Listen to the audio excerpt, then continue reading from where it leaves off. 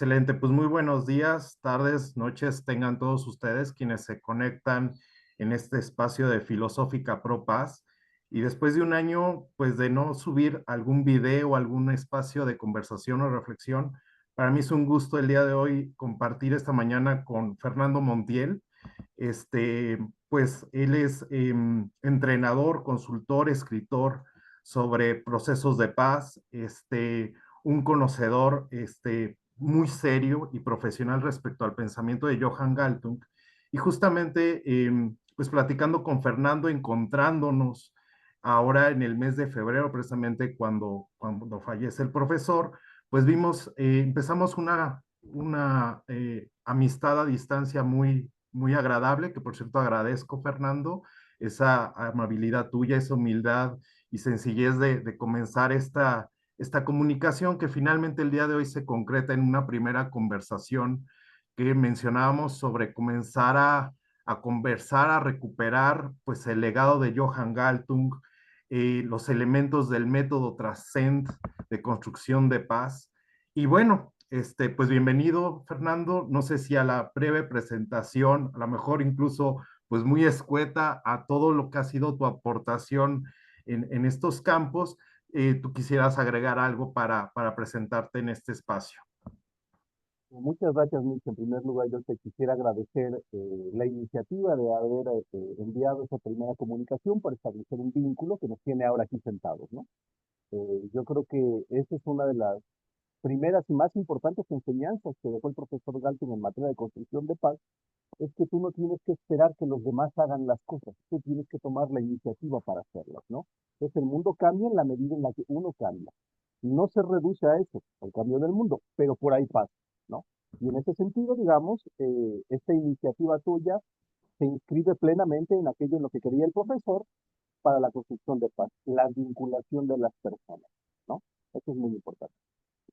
No, a mi presentación, yo creo que tu presentación es más que suficiente. ¿Por qué? Porque a veces uno se pierde en las selvas de los currículums y de las historias. Y no, uno tiene que siempre entender que está tratando con personas, y en ese sentido el profesor Galton, por ejemplo, una de las cosas que recuerdo que nos enseñó en algún curso fue cuando a mí me preguntan a qué me dedico, y yo digo, yo soy un trabajador de paz. No soy un investigador, o sí lo soy, pero no solo eso. Soy profesor, soy capacitador, sí, pero todo eso se inscribe dentro de un gran paraguas que es el trabajo por la paz. Yo soy un trabajador de paz. Y en ese sentido es un paraguas muy amplio en donde cabe la mediación, cabe la conciliación, cabe la capacitación, cabe la investigación. Y en ese sentido yo he tratado en los últimos años de presentarme de ese modo. Fernando Montiel, ¿quién eres y a qué te dedicas? Bueno, pues yo soy una persona que se dedica a estudiar y que se presenta como trabajador de paz. Fíjate que bien interesante esto que comentas, Fernando, este término que creo que es fundamental a propósito de las aportaciones del profesor Galtung, que es el de trabajador de paz. De pronto nos topamos con algunos otros conceptos, como es el de facilitador de procesos, administrador de conflictos, prestador de servicios, y me llama mucho la atención este concepto, este término acuñado dentro del pensamiento del profesor, que es el de trabajador de paz. A lo mejor me gustaría que nos platicaras un poquito cómo es que se va llegando a este término de trabajador de paz. Mira, yo creo que es una cosa que creo, y no solamente la creo, sino porque el profe la decía, lo que tenemos es lo siguiente. En el caso de la obra del profesor Galton, yo tengo algunas ideas sobre esa obra como un corpus general. La primera es que a diferencia de una gran cantidad de los filósofos que estuvieron de moda en el siglo XX, particularmente las escuelas francesas con Foucault y todos ellos, el profesor Galton no es una persona que requiere intérprete. ¿A qué me refiero con eso? A que si uno revisa cualquiera de sus obras, sus textos son muy concretos, son muy aterrizados, tienen un nivel de abstracción al mínimo suficiente necesario, pero en realidad son muy pedagógicos. Es muy fácil autoestudiar a Galton. ¿Por qué? Porque no necesitas que nadie te explique qué quiso decir Galton con alguna cosa, ¿no? Son textos muy aterrizados. En ese sentido, yo digo, Galton no requiere de intérprete. Ahora, en ese sentido, si uno retoma varias de sus obras, por ejemplo, algunas de las más importantes en este tema son su autobiografía, se llama Juan sin Tierra, es muy importante. Otra es un manual básico que es Trascender y Transformar. Y uno podría seguir citando algunas obras más, pero en todas él repite un poquito, con diferentes matices de acuerdo a lo que está tratando, cuál es el origen de este término de trabajador de paz, de dónde vino. Y es que es un término que él acuñó y que desarrolló desde el inicio de lo que, cuando él conceptualizó qué eran los estudios de paz. Y la explicación es muy breve y es muy sencilla. Y es la siguiente. Dice el profesor Galton, la violencia es al cuerpo social lo que la enfermedad es al cuerpo somático, digamos, al cuerpo humano como tal. Y en esa medida, si por un lado se tienen trabajadores de la salud que se encargan de atender todas las patologías humanas, somáticas, debemos tener un cuerpo que se llamen los trabajadores de paz dedicados a atender las patologías sociales, que sería la violencia en cualquiera de sus presentaciones. Y entonces, este isomorfismo, esta metáfora de la salud es a la paz como la violencia es a la enfermedad, permite entender toda la arquitectura conceptual del profesor Galton. Para el profesor Galton, los estudios de paz son una herramienta terapéutica social para limitar, para agotar el sufrimiento y para fortalecer las capacidades de prevenirlo, que eso es lo que se conoce como paz positiva. Pero entonces, si uno parte de la idea de entender los estudios de paz como si fueran los estudios de la salud, el camino se hace muy fácil, el camino del entendimiento se hace muy sencillo. Es que Entonces, bien interesante esto que comentas a propósito de esta obra de Juan Sin Tierra. Hace poco tuve la oportunidad de revisarla y me parecía muy interesante cómo para en parte comprender toda la producción intelectual del profesor, tiene uno que de alguna manera tener esta inquietud por lo que fue su vida personal, ¿no? Ahorita comentabas este tema, por ejemplo, de la relación que él hacía entre lo que comprendía en cuestión de construcción de paz y las ciencias de la salud, ¿no? Y por ejemplo, creo que en la vida de Galtung hay como ciertos parteaguas que dan mucha razón de por qué se empezaron a generar ciertas comprensiones desde su aportación intelectual, ¿no? Por ejemplo, en Juan Sin Tierra podemos ver justamente cómo él refiere que uno de los deseos de su padre, me parece, era que él justamente fuera médico, ¿no? El momento, pues, de quiebre o un parteaguas en su vida es justamente lo que sucede con su papá durante la Segunda Guerra Mundial, durante la época del nazismo, y esta crisis que entra para él, pues entre lo que incluso quienes a lo mejor venimos del mundo del derecho, yo me inscribo dentro de estas experiencias, pues la crisis entre lo que es el derecho natural y el derecho positivo, ¿no? O sea, o la ética más allá de la ley o lo legislado, ¿no? Que es justamente esta crisis en la que él entra a propósito de lo que ocurre con su papá.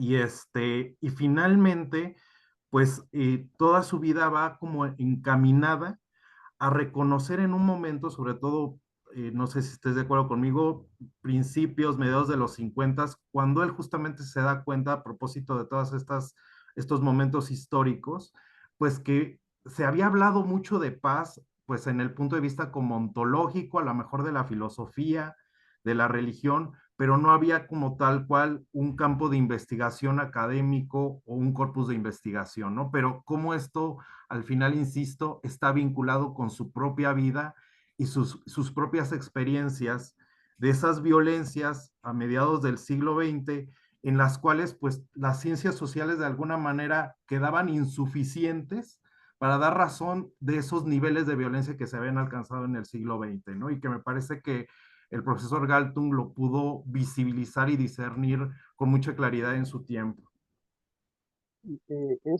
este señalamiento que haces es fundamental porque además, pese a que hay algunos autores aquí y allá que lo recuperan, pero casi de manera anecdótica, yo creo que tiene un gran peso respecto de lo que toca su programa de trabajo. Es decir, el profesor Galton desarrolló una agenda de investigación, de trabajo, de publicaciones, pero una manera de entender la construcción de esa agenda de trabajo es a partir de sus experiencias biográficas, ¿no? Y así, por ejemplo, uno puede preguntarse qué estaba haciendo el profe Galton en los 50, que lo llevó a teorizar los pilares de los estudios de paz. ¿Qué estaba haciendo el profe Galton en los 60? Que lo llevó a teorizar en temas de las relaciones de poder. ¿Qué estaba haciendo el Galton en la década de los 70? Que lo llevó a sus desarrollos en materia, perdón, a sus investigaciones en materia de desarrollo. ¿Qué estaba haciendo el profe Galton en los 80? Cuando comenzó a ocuparse de los conflictos civilizacionales al calor de la Guerra Fría, por ejemplo, ¿no? Entonces, uno puede atar tres cosas que son muy consistentes, tienen mucha consistencia interior. Por un lado, la trayectoria de vida del profesor Galton. Por otro lado, lo que estaba pasando en el mundo en general. Y en tercer lugar, su programa de trabajo. Son tres cosas, son tres vertientes que avanzan y se retroalimentan unos a los otros. El profesor Galton, por ejemplo, desarrolló modelos de seguridad en relaciones internacionales en la década de los 80. ¿Por qué? Porque estaba Ronald Reagan en la presidencia de los Estados Unidos, porque acababa de ocurrir el triunfo de los sandinistas en Nicaragua en 1979, porque acababa de ocurrir la revolución iraní en 1979, y entonces había una tensión global muy fuerte que exigía que el profesor Galtung orientara su interés a el escenario mundial y desarrollara propuestas en materia de paz para atender esos conflictos que, con una alta amenaza de violencia general, ¿no? Entonces, ese es un ejemplo concreto de los 80. ¿Qué estaba pasando, por ejemplo, una década antes, en los 70? Bueno, el mundo entero estaba volcado hacia la política del desarrollo, se tenían los problemas de las hambrunas en África, estaba en boga en el circuito intelectual en la teoría de la dependencia con Raúl Previs y la Comisión Económica para América Latina. Y entonces el profe Galton tenía mucho trabajo, mucho interés en desarrollar aportaciones en esa área. Es decir, fue un hombre que de forma consistente a lo largo de 60 años estuvo al pendiente de lo que pasaba en el mundo. Él no escribía en los 70 para problemas de los 50. No, él escribía en los 70 para problemas que se iban a venir en la segunda década, en la segunda mitad o en los 80. Era un hombre que pensaba en el presente, pero trabajaba para el futuro, ¿no? Entonces, es un hombre que uno puede estudiar su obra de manera cronológica, tomando como eje su experiencia de vida, en dónde estaba. Bueno, estaba en Flaxo, por ejemplo, en su momento, ¿no? Estaba en el Consejo de Europa, estaba trabajando en Naciones Unidas. Por un lado, ese es un pilar, su experiencia de vida. Por otro lado, en la agenda internacional y las problemáticas internacionales a las que se enfrentaba. Y por el otro lado, era su programa de trabajo estrictamente de orden intelectual. Pero son consistentes. Es una forma de abordar su estudio, ¿no? Otra forma de abordar su trabajo también es haciendo una pequeña distinción artificial, porque el profe no hacía tanto esa distinción, pero por fines pedagógicos conviene hacerla, entre la teoría y la práctica. ¿Por qué digo que es una distinción artificial? Porque cuando hablamos de estudios de paz en general, en los estudios de paz es, digamos, el gran término dentro del cual se inscribe diferentes disciplinas concretas, como por ejemplo educación para la paz, cultura de paz, filosofía de paz, pedagogía para la paz, psicología para la paz. Todas son pequeñas áreas de especialización dentro de este gran término que son los estudios de paz.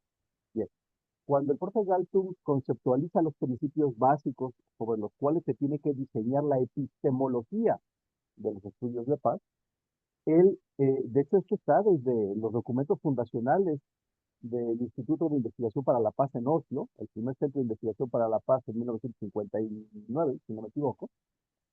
Él establece que uno de los principios claves de esta nueva disciplina es que, así como en los estudios médicos existe una obligatoriedad de la vinculación teoría-práctica, también tiene que ser en los estudios de paz.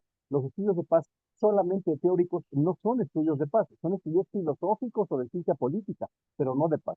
Para que un programa de investigación o académico se inscriba dentro del campo de los estudios de paz, tiene que tener un anclaje teórico y práctico.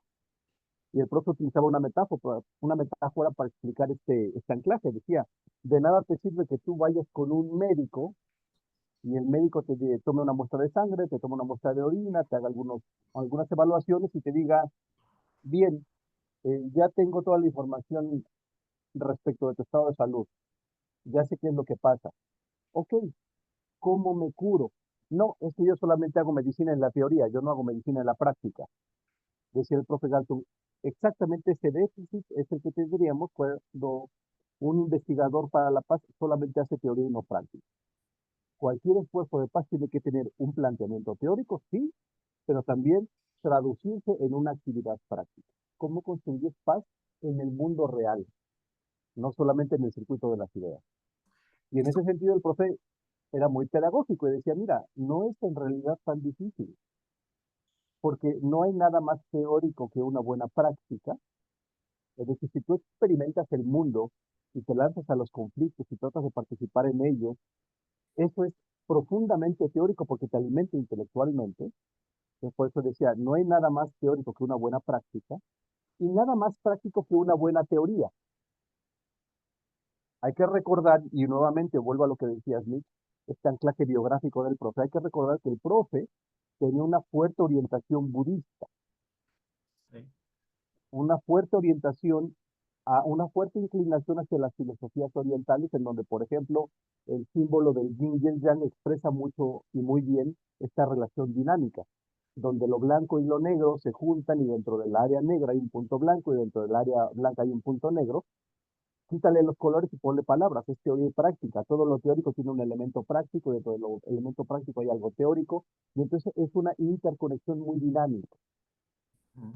Eso se explica un poco a partir de la convicción personal del profe de las virtudes que tenían ciertas filosofías orientales, como el budismo, por ejemplo, ¿no?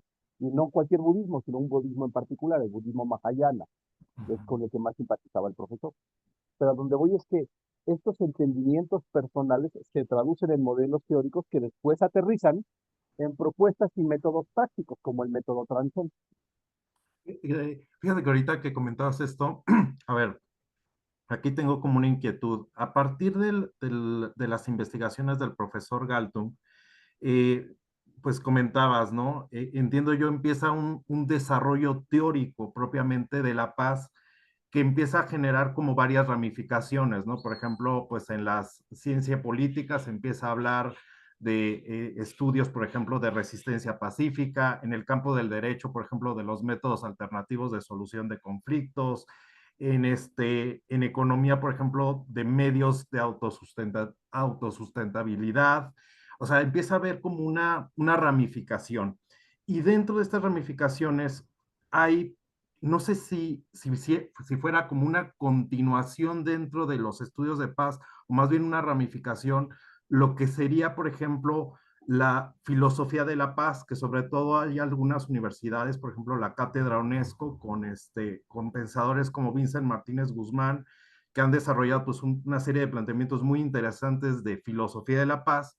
Pero a propósito de esto que comentabas, podríamos, desde los planteamientos de Galtung, entonces sí podríamos hacer ahí una separación entre lo que son estudios de paz propiamente, como investigaciones de paz, y esta otra línea, por ejemplo, de filosofía de la paz, o irían como de alguna manera, serían un mismo cuerpo, o más bien la filosofía de la paz, entenderla como una ramificación aparte. A propósito de esto que comentabas, de que para él era muy importante esta teoría y práctica vinculada.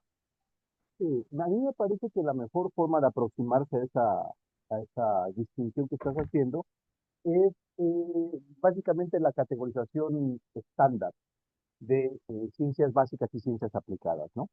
Aquí lo que tenemos es, hay que tener, digamos, el contexto un poquito más general respecto de las escuelas de pensamiento en materia de investigación para la paz. En general, esta es una presentación muy básica. En general se reconocen tres grandes parteaguas o tres grandes etapas dentro del pensamiento de paz a partir de después de la Segunda Guerra Mundial, ¿no? La primera generación de pensamiento para la paz es aquel que veía la importancia de la construcción de paz desde una perspectiva estrictamente ética y moral. ¿A qué me refiero con esto? Esta idea de que uno tiene que ser pacifista o estar a favor de la paz porque la violencia y la guerra son malas, son perversas en sí mismas y en ese sentido el compromiso moral, personal y humano de uno tiene que ser a favor de la paz, ¿no? Y en ese sentido era un posicionamiento político, público, pero el problema que tenía era que era muy moralista y en ese sentido no era muy técnico ni era muy práctico. Y por ejemplo, ese es un imaginario que se quedó incrustado en el inconsciente colectivo con mucha fuerza. Es esta imagen de los soldados con los hippies enfrente y los hippies poniendo flores en la boca de los fusiles, ¿no? Ahí lo que tú tenías eran demostraciones a favor de la paz, pero solamente la paz por sí misma, como un deber moral y un deber ético. Esto fue más o menos la primera generación, en los 50, en los 60 todavía se veía esto, ¿no? Pero ¿qué ocurrió? Que entonces en el mundo se impuso la agenda del desarrollo, el problema del subdesarrollo, el problema de la deuda, el problema de la hambruna, ¿no? El problema de la desindustrialización. Y entonces ahí se da un pequeño parteaguas en la concepción de cómo se entendía la paz y qué es lo que hay que hacer por ella. Decían, bueno, es que ya nos dimos cuenta que está bien la oposición moral a la violencia y a la guerra, eso está muy bien, el problema es que no es suficiente, necesitamos algo más, necesitamos vincular paz con desarrollo. Y entonces, en la medida en la que conseguimos satisfacer las necesidades básicas de las personas, es un elemento para construir la paz. La paz no solamente es los enfrentamientos armados directos, que era la conceptualización que se tenía un poquito heredada todavía del final de la Segunda Guerra Mundial. La violencia es la guerra, ¿no? La violencia es el choque, la violencia es el ataque. No, ya se ve, y aquí de este periodo, por cierto, de los 60, 70, viene el concepto de la violencia estructural, donde se dice, es que la violencia no es solamente un balazo, una golpiza, una guerra, no, la violencia también es el subdesarrollo, la pobreza, la marginación, la exclusión, la hambruna. ¿Cómo se llama esa violencia? Bueno, esa es la violencia estructural, pero esa violencia estructural está vinculada a esta asociación de paz con desarrollo. Había que tener un lenguaje para explicar ese tipo de violencia en términos de paz, en términos de la epistemología para la paz. Es decir, es que la violencia, si es directa, como en las guerras, ahora aquí es indirecta de manera estructural. Aquí ya no depende de las personas, porque tú puedes tener a un montón de personas que no se atacan directamente y que sin embargo todos se están muriendo de hambre. Es la violencia inscrita en la arquitectura social, cómo están construidas las sociedades.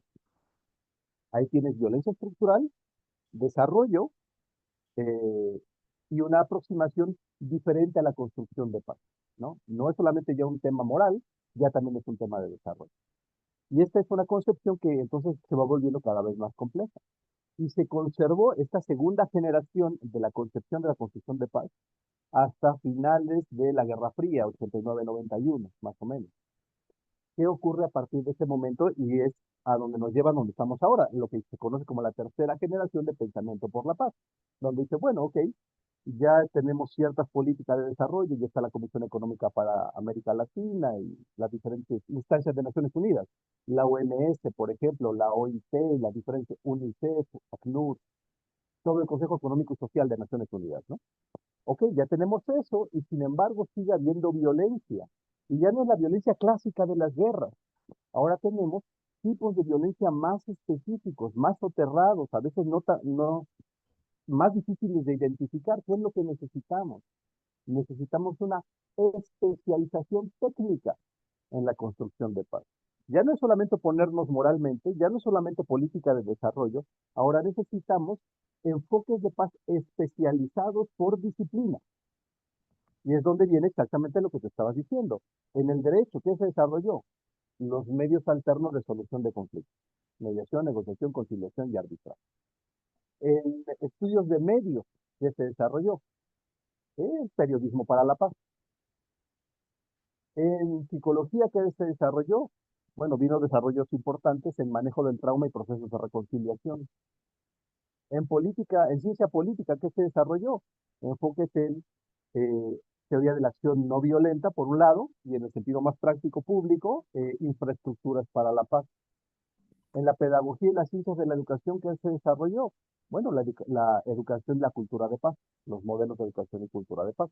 Entonces, estos desarrollos especializados por disciplina son característicos de la tercera generación de los estudios de paz, donde ya la paz no se ve como una disciplina particular de un área, de decir, bueno, este es un tema de sociólogos. No, se entiende que la paz es un enfoque que se puede adoptar desde prácticamente cualquier perfil profesional para alimentar y reconstruir el tejido social para la prevención de la violencia y la transformación pacífica de conflictos. Entonces ya es un enfoque especializado, profesionalizado, de manera transversal, ¿vale? Ahora, entonces teniendo, digamos, como los antecedentes históricos de la evolución del pensamiento de construcción de paz, lo que tenemos es que ya en esta tercera etapa es donde se viene, sí, junto con esa especialización por disciplinas, también la necesidad de tener muy presente cuándo estás haciendo ciencia básica y cuándo estás haciendo ciencia aplicada. Ciencia básica, profundizar el conocimiento. Ciencia aplicada, transformar la realidad con ese conocimiento. ¿Vale? Entonces no es uno o el otro, son los dos al mismo tiempo, ¿no? Sí, sí. Y por ejemplo, ya contigo platicábamos, ¿no? Cómo precisamente hay un momento en este desarrollo donde, sobre todo en algunos países, yo me atrevería a decir, por ejemplo, el caso de México, donde precisamente una gran mayoría de personas se empiezan a acercar a los estudios de paz a través de lo que es el auge de los mecanismos alternativos de solución de conflictos y concretamente cómo se empieza a desarrollar el tema de la mediación, ¿no? Y entonces, para mí es muy interesante ver ahora, pues, un contexto donde creo que ahorita estamos en una etapa de transición, pero hay un momento, platicaba hace un momento contigo, donde de pronto pareciera que se redujo, por así decirlo, la paz a la mediación, ¿no? Entonces, hablar de paz en un sentido como muy reduccionista o instrumental era, es que hablar de paz es mediación.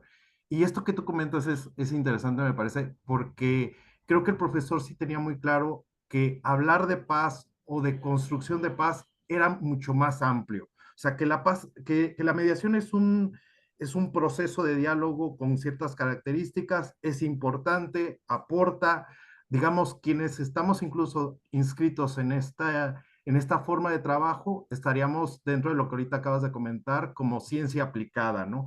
Pero no se reduce a eso. O sea, y en ese sentido, creo que, y corrígeme si me equivoco, el mismo método Transcend como una apuesta para la construcción de paz va más allá de entenderlo como un modelo de mediación. ¿Podríamos entenderlo de esta manera? Yo coincido mucho con esa apreciación que tienes y hay razones de por qué fue de ese modo, ¿no? ¿Qué es lo que tenemos? En México prácticamente no existían los estudios de paz hasta hace algunos años. Y yo puedo hablar por una experiencia profesional. Yo tuve la oportunidad de traducir al español varias obras del profesor Galton. Una de ellas fue, mejor dicho, el libro de Reporteando Conflictos, una introducción al periodismo de paz, donde lo que presenta el profesor Galton en esa obra es exactamente eso, es si tú quieres construir paz desde los medios de comunicación, ¿cómo lo tienes que hacer? Bueno, eso está en este libro. Este es un manual para esa disciplina. Este libro, si no me equivoco, lo traduje en el año 2004, si no me equivoco. Y en aquel entonces se hizo la traducción, se hizo la edición y todo andaba muy bien, excepto que no habían lectores.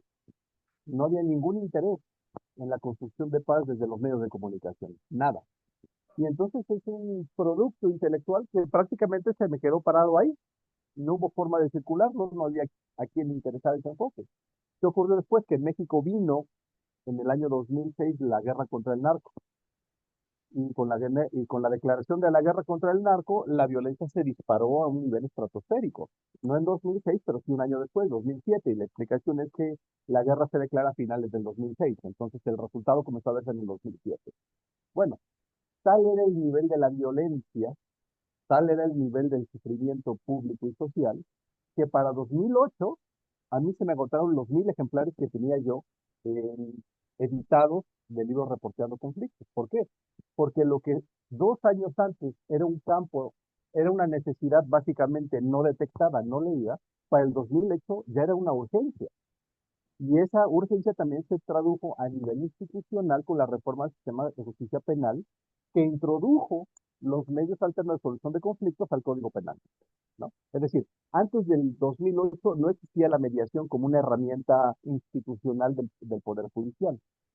Fue con el 2008 que se introduce la herramienta y entonces se introduce al espacio público. La gente comienza a hablar de la mediación. ¿Por qué? Porque ya es una ley, ya es una obligación, ya no es una alternativa. A partir de la reforma del 2008, todos los planes de estudio de derecho de todas las universidades del país tienen que incorporar la herramienta en su enseñanza. Entonces, Ahí lo que tenemos es que la mediación desde el área judicial entró como la punta de lanza que abrió el espacio público a los medios alternos. Aquí el problema que se presenta consecuentemente es que cuando todo lo que tienes es un martillo, el mundo entero parece un clavo. Entonces, esta fue una técnica que se introdujo, que digamos, se trajo de los estudios de paz y se introdujo al circuito público, pero solamente se trajo esa, solamente se trajo de mediación y por eso decían, construcción de paz es igual a mediación. Y ese fue un error que se comenzó a sistematizar en los primeros años, donde todos aquellos que hablaban de mediación decían, sí, es que la paz es mediación.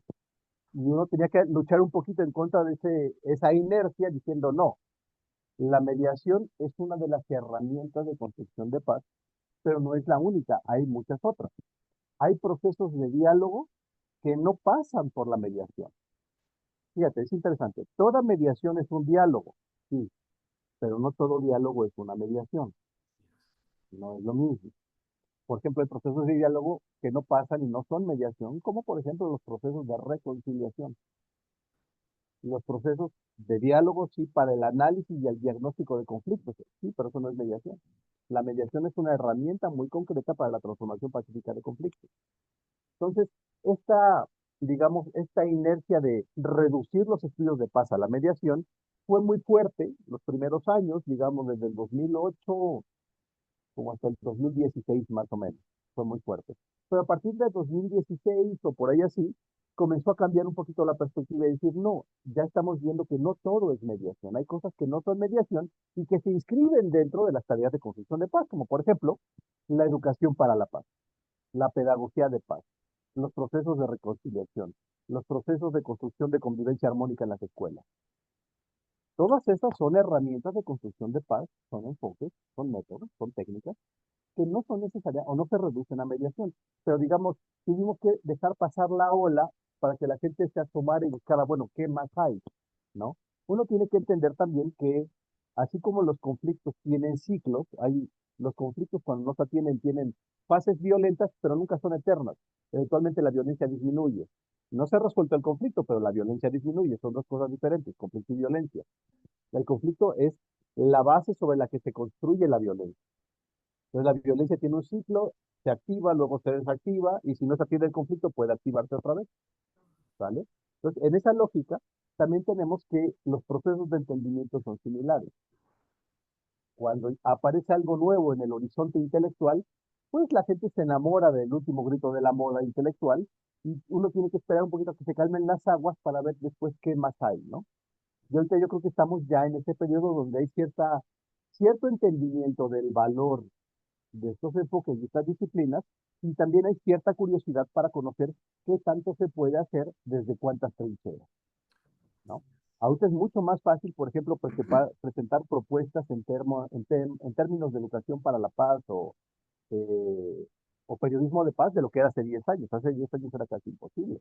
Se veían como algo medio exótico, hay medio un poquito eh, idealista, pero utópico. No se le veía como algo muy práctico, algo concreto, algo que podías instrumentar como política pública. No, era una visión como muy exotizada de la paz.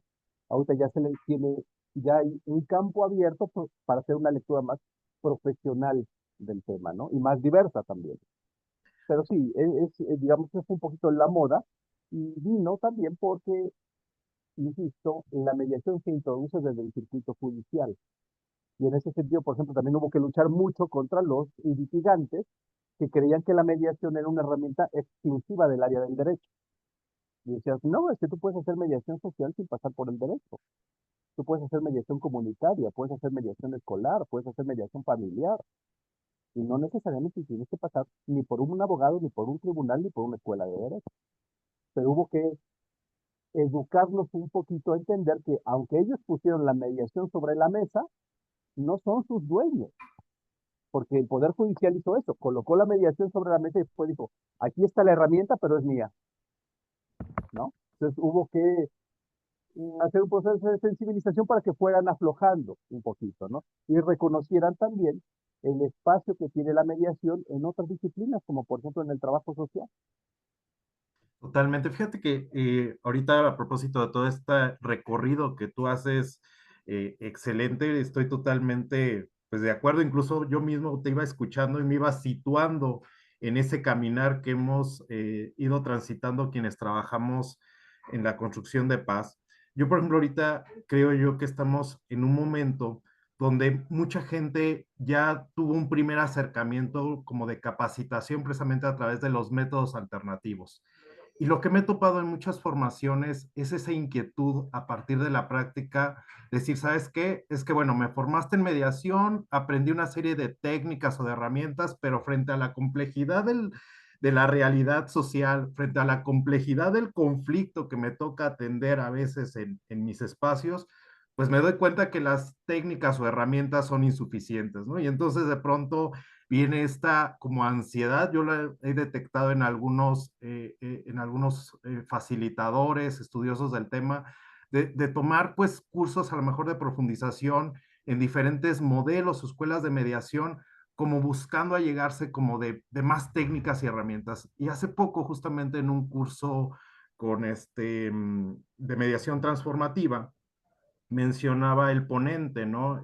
Gustavo Fariña, que por cierto también tuve el gusto de platicar con él en un video, decía, bueno, es que más que hacer una colección de técnicas o de herramientas, es empezar a aprender a relacionarnos con el conflicto, o sea, cómo nos posicionamos ante él y ante las personas que están en el conflicto, ¿no?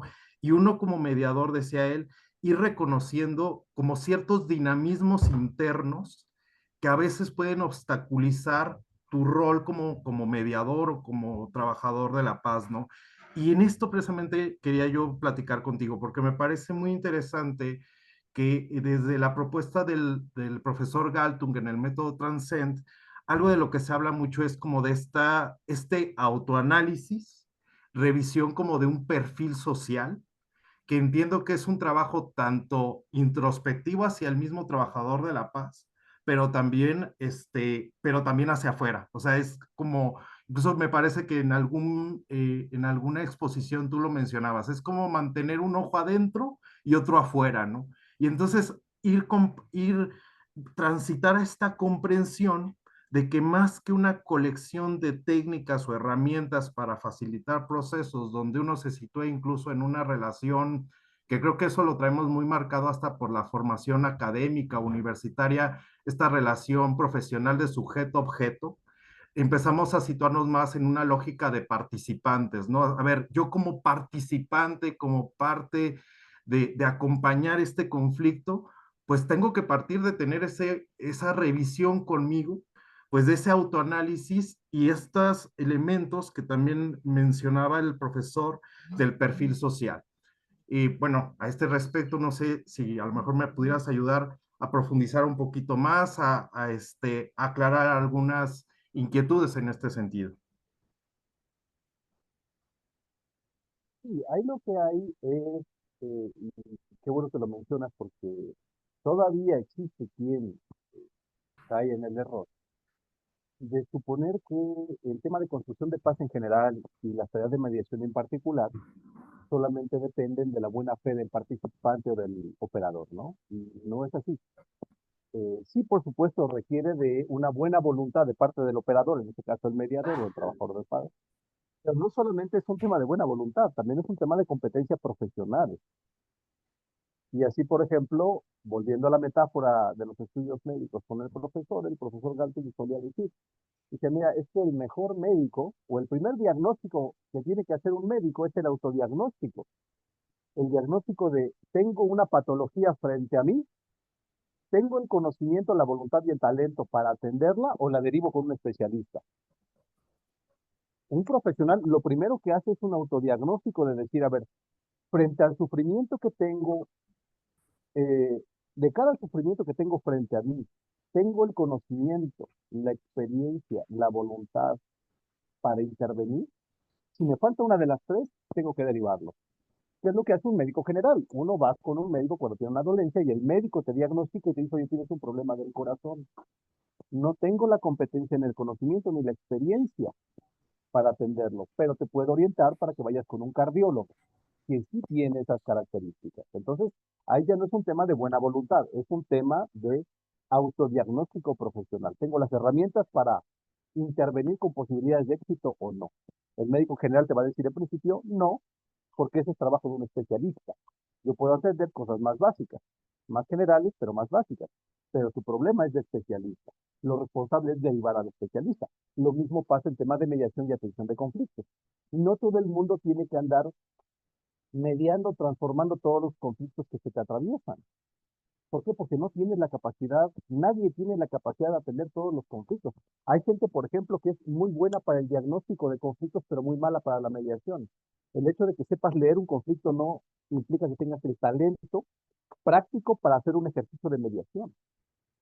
Entonces dices, oye, mira, tu conflicto es este, te puedo recomendar un mediador que puede participar en él y que te pueda ayudar a transformar. Aquí ya es un tema de diagnóstico profesional, estrictamente profesional.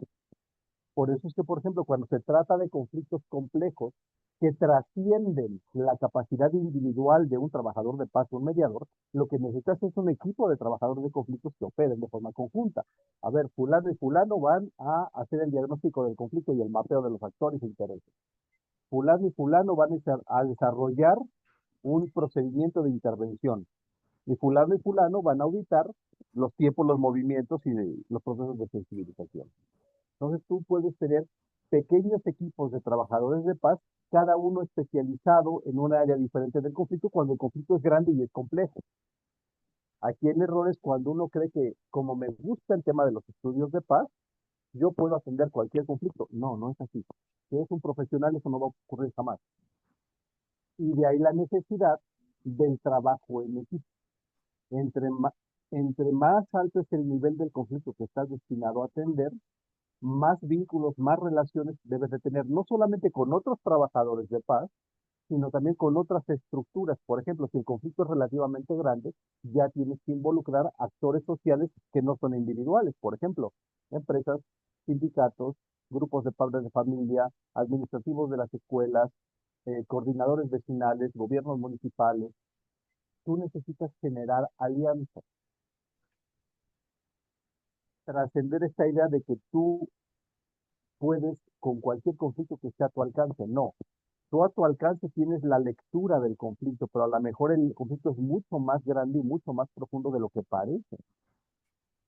Y Sí, entonces tú totalmente. no vas a poderlo hacer solo.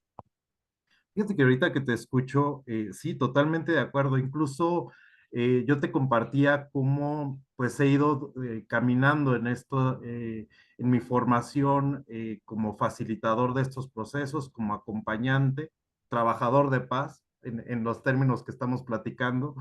Y yo creo que una de las realidades con las que a lo largo en este tiempo que llevo trabajando me he dado cuenta es que también tengo que estar muy atento de mis condicionamientos y de mis límites. O sea, no soy para todos los contextos, no soy para todos los conflictos, porque aquí viene incluso lo que en su momento estudié del método Transcend, que es el del perfil social, ¿no? O sea, reconocer que estoy atravesado por un género, por una generación, por una circunscripción territorial, nacional, y cómo todos estos elementos de alguna manera van a condicionar mi actuar y las posibilidades de fracaso o éxito del proceso. Incluso yo mismo me he dado cuenta, ¿no? No era lo mismo cuando yo era un trabajador de paz en una ONG o dentro de algún espacio, por ejemplo, cobijado, en este caso, te comentaba, ¿no? Que mucho tiempo trabajé en proyectos de la Compañía de Jesús o de los jesuitas. No era lo mismo ese cobijo, por así decirlo, sí, como toda esa infraestructura o incluso hasta elementos hasta culturales que influían en mi intervención, que ahora, por ejemplo, a lo mejor cuando decido ser un trabajador de paz, un mediador desde el sector público. O sea, aunque soy la misma persona, aunque tengo la misma formación y a lo mejor ciertas capacidades desarrolladas en mí, por ejemplo, como es la compasión o la creatividad, el cambio de lugar, por así decirlo, y de contextos, y atravesado por estas situaciones que decíamos del perfil social, van a ser un gran cambio. Que además incluso hay un elemento normativo de la construcción social. Aunque seas el mismo sujeto, no puedes hacer las mismas cosas. Así es. Es eso. Tú tienes, por ejemplo, yo tengo la oportunidad de, de dar mucha capacitación en el sector público, gobierno. Y una cosa que platico con frecuencia con los chicos es, miren, es que no es lo mismo ser mediador público que privado. ¿Por qué? Porque cuando tú eres un particular, de acuerdo con las normas, y eso lo dice el derecho formal, ahí está, una persona, un ciudadano, puede hacer todo aquello que no está prohibido. Si tú quieres salir a la calle descalzo, lo puedes hacer, tienes la libertad de hacerlo. ¿Por qué? Porque no está prohibido. Pero no puedes salir con un arma en la mano. ¿Por qué? Porque eso sí está prohibido. Entonces el ciudadano puede hacer todo aquello que no está prohibido. Mientras que el funcionario público solo puede hacer aquello para lo que está facultado. Entonces, si tu función pública, tu adscripción, no tiene una facultad explícitamente determinada, aunque tú tengas la capacidad mental individual de intervenir, si no tienes la facultad administrativa, no puedes intervenir, aunque materialmente estés capacitado para hacerlo. Sí, Mismo sujeto, pero la ley te lo prohíbe, punto. sí, Entonces, y ese es un problema de arquitectura institucional. Por eso es que cuando uno se inscribe en alguna institución, puede ser pública o privada, puede ser la compañía de Jesús o puede ser la sociedad de gobernación, tú tienes que conocer cuál es tu margen de acción acreditado para saber qué tanto puedes hacer y hasta dónde, ¿no? Entonces, el mismo sujeto en el espacio público tiene una mano atada, la derecha, y en el espacio privado tiene la mano izquierda atada. No tienen las mismas facultades. Por eso es que uno tiene que conocer muy bien tus rangos de acción, no solamente tu competencia interna, tu capacidad, tu conocimiento, tu habilidad, tu experiencia, sino también tu acreditación institucional, hasta dónde puedes actuar, ¿no? sí. Sí, pues acordarme, justamente tengo un colega que es un muy buen facilitador en el ámbito público, pero, por ejemplo, él conoce, de alguna manera he platicado con él mis experiencias fuera del ámbito de lo público, más en ONGs o otros espacios, y él me dice es que esa mediación que a ti o esos procesos que a ti te apasionan, dice, en un sector público, dice, de alguna manera son muy difíciles porque desde el momento en el que tú tienes una ley donde la mediación tiene como principio la legalidad, dice, la legalidad ya te da, digamos, él dice, te da el traste con los otros principios del proceso que hacen que se vuelva realmente comunitario, ¿no? Y por, Y es un poquito esto que tú comentas, ¿no? A ver, lo entiendo así. Entonces, creo que es muy interesante esto, o sea, y es por reconocer eso que el contexto. y en el contexto, pero también hay que, y aquí ya entramos en un circuito un poco más de naturaleza política, pero que es importante tenerlo presente, porque lo que te comentaba tu colega es muy cierto, tiene toda la razón del mundo, en el sentido de que no todos los conflictos pasan por el proceso judicial o pasan por el circuito de lo legal, de lo estrictamente legal. Y ahí es donde a veces se encuentra uno ciertos choques, llegan a pasar y no son tan raros, que pasan con frecuencia, choques entre lo que es estrictamente legal, lo que dice la ley, lo que dicen las normas, lo que dicen los códigos, frente a lo que es legítimo. Una cosa es lo legal y otra cosa es lo legítimo. A veces te topas con casos, por ejemplo, en donde hay fenómenos que son legales, pero no son legítimos. Puntos en donde la ley, por ejemplo, choca con la legitimidad. Y ahí tú tienes, por ejemplo, que los fraudes fiscales, tú puedes robarte 10 millones de dólares y sales con una multa, no pasa nada. Pero si te atrapan robando mercancía en un almacén y no te otorgan el perdón, vas a dar a la cárcel, aunque lo que te robaste ya ha sido algo de 100 o 200 pesos. Eso dice la ley, eso se vale, que eso se puede. Bueno, pero choca profundamente con la legitimidad. Entonces, lo que te encuentras es que a veces te topas con leyes que son francamente injustas. Y es para eso para lo que sirve el proceso legislativo, para cambiar, identificar esas lagunas o esos déficits y cambiar esas leyes. O sea, el error es suponer que todo lo legal es legítimo. No. A veces chocan legalidad con legitimidad. Y cuando ocurren estos choques de forma normativa desde la perspectiva de los estudios de paz, uno tiene que darle prioridad a lo legítimo sobre lo legal. ¿Por qué? Porque la historia te ha enseñado de muchas experiencias donde cosas que hoy son profundamente ilegítimas y incluso criminales, en el pasado eran legales. Por ejemplo, el esclavismo. Hace 100 años el esclavismo era legal. De ahí que el primer artículo de la Constitución decía, en territorio nacional, cualquier persona que padezca o venga de una circunstancia de esclavitud consigue su libertad en automático. Antes de constituyente en México, por ejemplo, en los países europeos se practicaba el esclavismo. Y esa es, por ejemplo, la esencia de esta obra clásica de la literatura mexicana, México Bárbaro, donde un periodista se disfraza de un inversionista. Aquí estamos hablando del México previo a la Revolución, la primera década del siglo XX, y donde le dicen, es que en México hay esclavos. Y él dice, es que no puede ser. ¿Por qué? Porque la Constitución prohíbe el esclavismo. Dice, no, en la Constitución la ley dice eso, pero en la práctica, ve a las haciendas enequeneras en Yucatán y vas a ver, ahí hay esclavos. Y entonces él se disfraza de un inversionista extranjero para explorar eso que le dijeron de que en México se practicaba el esclavismo, ¿no? Pero ya estaba prohibido por la ley, pero se practicaba en la realidad. Entonces, a donde vamos es que cuando chocan legalidad y legitimidad, la legitimidad tiene más importancia que la legalidad. Y fíjate qué ¿Y qué es lo interesante. que te define? Y, perdón, ¿y qué es lo que te define la legitimidad? La legalidad te lo definen los códigos y las normas. ¿Qué cosa te define la legitimidad? La satisfacción y la protección de necesidades básicas.